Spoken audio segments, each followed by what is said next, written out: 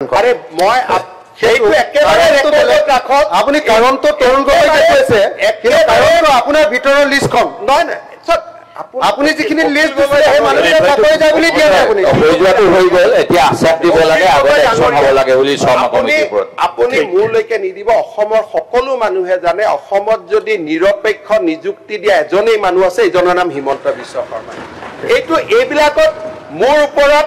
আইনা মাৰি লাভে নাই অসমৰ মানুহে হাজাৰবাৰ প্ৰমাণ কৰি দিছে যে হিমন্ত বিশ্ব শৰ্মাক আমি অবিশ্বাস নকৰো হ'ব থ্যাংক ইউ আজি টেটৰ পৰা আৰম্ভ কৰি 1.5 লাখ নিযুক্তি অহা 7 তাৰিখে ৰিজাল্ট দিব এটা উলিয়াই ল'ব যে ক'বাত গণ্ডগোল আছে নেকি মোৰ গাত বোকা ছটিয়াই লাভ নাই আপুনি বহুত চেষ্টা কৰিছে তাৰ মই বহুত ওপৰত এইবিলাক কৈ লাভ নাই 2009 পৰা এই Akhil Gogoi breaking Akhil Gogoi live Akhil Gogoi unedited কিমা কি ফাইল এজনে এইবাৰো নীলা ফাইল দেখুৱালে এইবিলাক লৈ লাভ নাই হিমন্ত বিশ্ব টাইমটো বেয়া টাইম গৈ আছে কালিৰ পৰা হিমন্ত বিশ্ব শৰ্মাক অসমৰ মানুহে এইবিলাকৰ ওপৰত বুলি অলৰেডি কৈ থৈ দিছে যে ইয়াক গালি গালাজ কৰি লাভ নাই ই কৰি আছে যদি অসমত মই এবাৰ কৈছো নিযুক্তি কোনোবাই যদি স্বচ্ছ কৰিছে এডুকেশ্যন মিনিষ্টাৰ পৰা আজিলৈকে মোৰ বাদে কোনেও কৰা নাই কোনে সাহসো কৰা নাছিল গতিকে মোৰ গাত ছটিয়া ছটি কৰি থাকি লাভ নাই এটাই কথা কৈছো প্ৰতিশ্ৰুতি সদনক দিছো যে হাইকোৰ্টৰ জাজমেণ্টকো এনেদৰে সাহসেৰে ক্ৰিটিচাইজ কৰিব পৰা সাহস অকল হিমন্ত বিশ্ব শৰ্মাৰ আছে আৰু কাৰণ নাই আপুনি নোৱাৰিলে কিন্তু আপুনি নোৱাৰিলে মই কিন্তু চিধা চিধি ক'লো যে এইটো জাজমেণ্টৰ লগত মই আই এম নট ইন এগ্ৰিমেণ্ট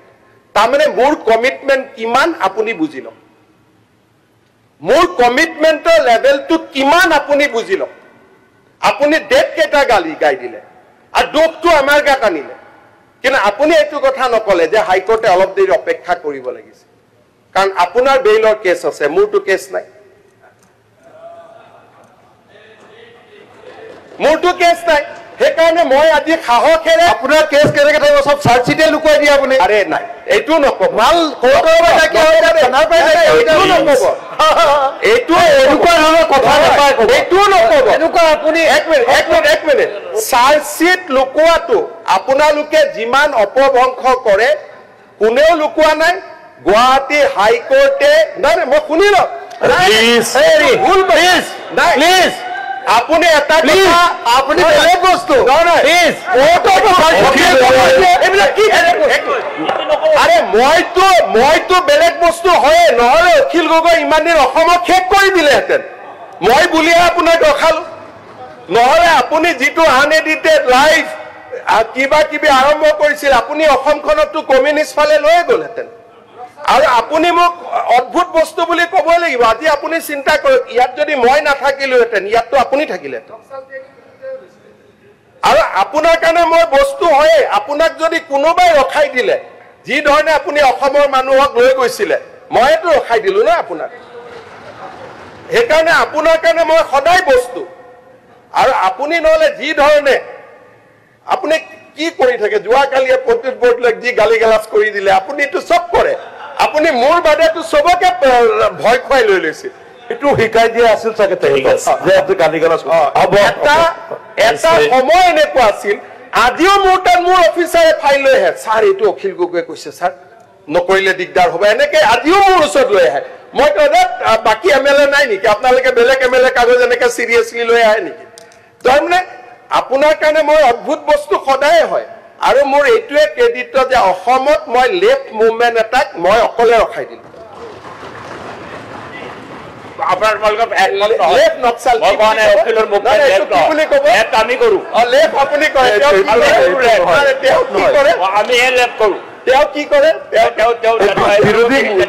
আপোনাৰ ইংগিতত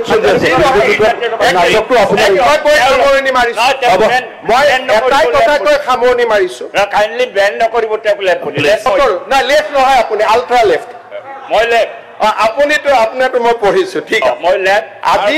লেফ্টে নহয় 2000 প্ৰগতিশীল জাতীয় অসমত যি ধৰণে নৈৰাজ্যবাদ লৈ অহাৰ এটা ডাঙৰ ষড়যন্ত্ৰ চলিছিল অখিল গগৈ ৱাজ দ্য ফ্ৰণ্টমেন আজি সেই গোটেই নৈৰাজ্যবাদৰ ধাৰাটোক মোৰ ল'ৰা ছোৱালীক মই সমালোচনা খুৰা ধাৰ যি টি ক তথাপিতো মই থিয় হৈ থাকিলো নহয় আই উইল ৰেজিষ্ট দেট আৰু মোৰ 2 বছৰীয়া বাচ্চাকো আপুনি গালি পাৰিছে মই কৈছো নহয় মোৰ উদ্দেশ্য এইটো নহয় I have to resist him and I have resisted you for all the time to come সেইটোৱে মোৰ ক্ৰেডিট মাননীয় অধ্যক্ষ মহোদয় সামৰণিত এইটোৱে কৈছো যে দিছ ইজ মাই কমিটমেণ্ট কালি হয়তো জাজজনে মোৰ ওপৰতো কিবা কণ্টেম্প ল'ব পাৰে নাই বাহিৰতো মই কমতো মইতো বাহিৰতো কোৱা মানুহ মোৰ একো ভয় নাইতো আপুনি মই অৰবিন্দ কেজৰিৱাল নহয় যে দিল্লী এছেম্বলিৰ ভিতৰত সোমাই কম বাহিৰত নকম একেটা কথা মই বাহিৰতো কোৱা মানুহ মোৰতো কোনো কথা নাই মোৰ কথাটো হ'ল যে মাননীয় অধ্যক্ষ মহোদয় এপিএছচিৰ দুৰ্নীতিত লিপ্তসকলক শাস্তি দিয়া দায়িত্ব অকল বিধানসভা আৰু কাৰ্যপালিকাৰ নহয় it is also A responsibility caste upon the judiciary আৰু মই ভাবো যে এই দায়িত্বটো আমি তিনিটা সদনে কাৰ্যপালিকা ন্যায়পালিকা বিধানমণ্ডল আমি তিনিটা আলোচনা কৰিব লাগে সেইকাৰণে মই আকৌ এবাৰ সদনক আশ্বাস দিছো যে একশ্যন টেকেন ৰিপৰ্টটো আনিম আৰু এবাৰ একশ্যন টেকেন ৰিপৰ্টৰ ওপৰতো আপোনালোকে আলোচনা কৰিব মই আমাৰ বিষয়াসকলক কম যে দিছ cash should be ডেল্ট in highest priority and we will try to take it to the logical conclusion. কোৱেশ্যনটো কৰক এতিয়া এই আনাবৰ কাৰণে সেই দিবৰ কাৰণে মই এটাই মাত্ৰ মুখ্যমন্ত্ৰী ডাঙৰীয়া এটা লাইন মই মাত্ৰ এটাই অনুৰোধ কৰিছো যদি মুখ্যমন্ত্ৰীৰ ক'বলৈ মানুহ নাই তেতিয়াহ'লে বিকে শৰ্মাৰ ৰিপৰ্ট অনুসৰি দুটা সিদ্ধান্ত দিব লাগে মই নিজকো কৈছো যে ইয়াত চিবিআই এনকুৱাৰী দিয়াৰ কথা কৈছে বিপ্লৱ শৰ্মা এটা মানে হেৰি ৰেছপন্সিবিলিটি ফিক্স কৰিবৰ কাৰণে মোৰ বন্ধু এজনৰ নামো উল্লেখ আছে গতিকে মোকো সাঙুৰি লোৱা হৈছে মোৰ ওপৰতো চিবিআই এনকুৱাৰী দিব লাগে আৰু 1 নম্বৰ আৰু 2 নম্বৰ যে বিপ্লৱ শৰ্মাৰ ৰিপৰ্ট অনুসৰি গোটেই সেটটোকে মানে একেবাৰে কেনসেল কৰিব লাগে বুলি যেটো অৰ্ডাৰ আছে সেইটোৰ ব্যৱস্থা কৰিব লাগে যদি নকৰে মুখ্যমন্ত্ৰী মাননীয় অধ্যক্ষ মহোদয় যদি কয় আমি ধৰিলো আমাকে যদি কৰি দিয়ে নাই মই কথাটো আপোনাক কৈছো এই কেছটো কোনে ধৰিলে বিজেপিয়ে ধৰিলে আমি ধৰিলো আকৌ আমাকে যদি বুলি কৈ দিয়ে তে মানুহেটো কেছে নধৰিব নহয় মই এখন পঢ়িছো মই এইটো উত্তৰ দিম আপোনালোকে যদি পুলিচকে চুৰ বুলি কৈ দিয়ে পুলিচে ক'ব চুৰ হৈ থাকাই ভাল আমিয়ে ধৰিলো কেছটো আৰু এতিয়া কৈ আছে যদি আপোনাৰ কোনো চিনাকি মানুহ নাই হৰি যদি মোৰ চিনাকি মানুহ থাকিলেহেঁতেন প্ৰথমতে কেছটো নকৰিলোহেঁতেন পুলিচে যদি চুৰ হৈ যায় তেতিয়া দিগদাৰ আছে ন মই কথাটো কৈছো আপুনি যিটো যদি ক'লে এই যদিটো কিয় কৈছে যে ডোন্ট ডু অনেষ্টি দিয়াৰ আফটাৰ আপুনি কি মেছেজ দিব খুজিছে যে সদায় ভৱিষ্যতে যদি কোনোবা কৰাপ্টেড অফিচাৰক আপোনালোকে এৰেষ্ট কৰে আপোনালোকে লগাই দিম যে আপোনালোকৰে সম্পৰ্ক আছে আজি অন্তত ধন্যবাদ দিয়ক যে বিজেপিয়ে আজি ৰাকেশ পালৰ ঘটনাক জনতাৰ সন্মুখলৈকে আনিলে আজি ইমানটোলৈকে বিজেপিয়ে লৈ আহিলে আজি অসমত স্বচ্ছ নিযুক্তিৰ পৰিৱেশ এটা বিজেপিয়ে নিৰ্মাণ কৰি যদি ধন্যবাদ জনোৱাৰ সাহস নাথাকে মই নাভাবো সমালোচনা কৰাৰ নৈতিক অধিকাৰ কাবাৰ আছে নে নাই that has to be examine মাননীয় অধ্যক্ষ মহোদয় এই কেছটো পঢ়োতেই মই উচ্চ ন্যায়ালয়ৰ জাজমেণ্টৰ ওপৰত যাব খোজা নাই ডেট কেইটা আপুনিয়ে চাব যে এনেকে এফিডেভিট দিয়া ডেট দিয়ে নেকি এফিডেভিট ইন অপজিশ্যন দিয়াৰ এটা সাইজেবল সময় দিয়ে মই মোৰ সাহস আছে সাহসৰ কোনো অভাৱ নাই মই হাইকোৰ্টৰ জাজৰ কথাও মই ক'ব পাৰো মোৰ কোনো সাহসৰ অভাৱ নাই আপুনি যি কেইটা ডেট পঢ়ি দিলে সেই ডেট কেইটা দেখিলে গম পাই দেয়াৰ ৱাজ আৰ্জেন্সি যে কেছটো সোনকালে হাইকোৰ্টত 3 বছৰতো এফিডেভিট নাহে এই কেছটোত গোটেই ডেট কেইটা পঢ়িলে চাব 2011 211 এবাৰতে 4বাৰ 5বাৰ কৈ হাইকোৰ্টত এইটো কেছ আহিছে সাধাৰণ মানুহৰ কেছ আহে নেকি মই এইকাৰণে মই কিছুমান কথাৰ মাত দিব নোখোজো জাজ আপুনি পঢ়ি দিয়া ডেট কেইটাই চাওক 1311 612 71 81 131 আরে এইটো কেছ হাইকোৰ্টত 2 মাহত 5বাৰ আহি গ'ল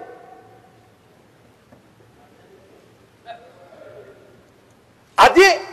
প্ৰিয়ংকা দাস ইমান ডাঙৰ মানুহ হৈ গ'ল যে তেওঁৰ কেছটো বাৰে বাৰে হাইকোৰ্টত কজ লিষ্টত আহি যায় মই কৈছো না যে মই এইটোকে কৈছো I am not in entirely agreement with this judgment যেতিয়া পাব্লিক এমপ্লয়মেন্ট জড়িত আছে, হাজাৰ হাজাৰ নিবনুৱা যুৱকৰ ভৱিষ্যত জড়িত আছে,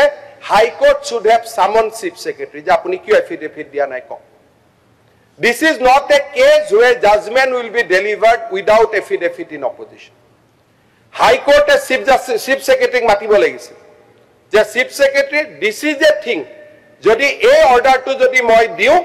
গুটে এপিএসসি তদন্তত খেলিমেলি আহিব,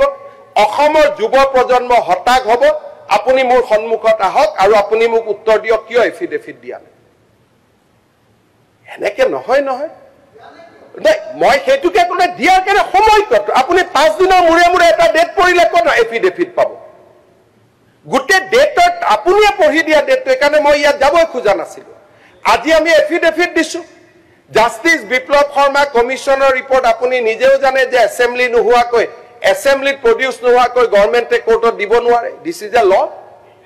তেখেত দিলে, মই কিয় দিলে কৰিছো, যোৱাবাৰে মই কৈছিলো যে মই কিবা এটা তাৰণাত পৰি মই দিলে কৰিছিলো, তাৰ কাৰণে যদি মই দুখী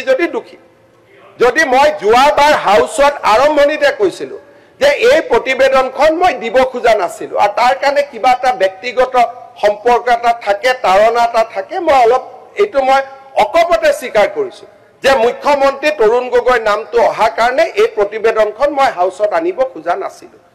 বাট ডিউটি ইজ এবভ ৰিলেশ্যন। যেতিয়া মোক ডিউটিটো ৰিমাইণ্ড কৰি দিয়া হ'ল যে নহয় আপুনি দিবই লাগিব, ডিউটিৰ ওপৰতো ৰিলেশ্যন নাহে, দেন আই ব্ৰট ইট। আৰু হাইকোৰ্ট কুড হেভ ৱেইটেড যে ভাই এইটোতো এছেম্বলি ইমান তাৰিখে হাইকোৰ্টত আহি আছে, এছেম্বলি হেজ বিন সামন। সকলো কথা এখন নিৰপেক্ষ কাম কৰা, নিষ্পক্ষ কাম কৰা অকল চৰকাৰে দায়িত্ব নহয়, executive, legislative, judiciary, everybody has to work in tandem. আজি আমি এতিয়াতো গোটেইখিনি কাগজ দিছো, এফিডেভিট দিছো, আমি বিপ্লৱ শৰ্মা কমিটিৰ প্ৰতিবেদনখনো এতিয়া দিব পৰা অৱস্থালৈকে আহিলো, ডিছকাশ্যন হৈ গ'ল, কিজানি ইতিমধ্যে দিলে, আমিতো ৰিইনষ্টেটো কৰা নাই। The same judgment can be reviewed. যদি ৰিভিউ কৰাৰ ইচ্ছা, যদি আমি এফিডেভিট অপজিশ্যন দিয়া নাই কাৰণে সেই জাজমেণ্টটো দিয়া হৈছিল, দেন এতিয়া ইট কেন বি, মানে এইটো ৰেকৰ্ডত থাকিব লাগে যে